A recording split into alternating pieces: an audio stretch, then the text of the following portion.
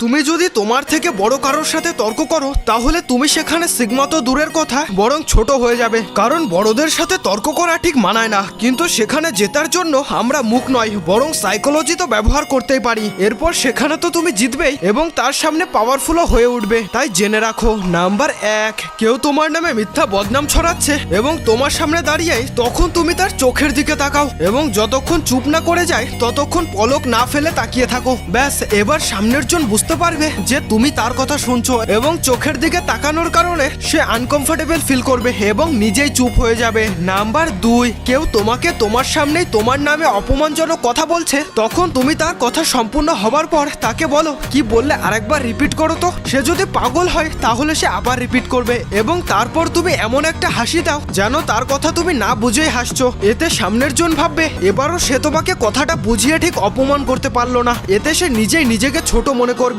এবং তুমি চুপ থেকে উইনার হয়ে যাবে। আর হ্যাঁ, সিগমা আর্মিরা সময় থাকলে তোমার নামের পাশে একটা সিগমা ইমোজি দিয়ে কমেন্ট করে যাও।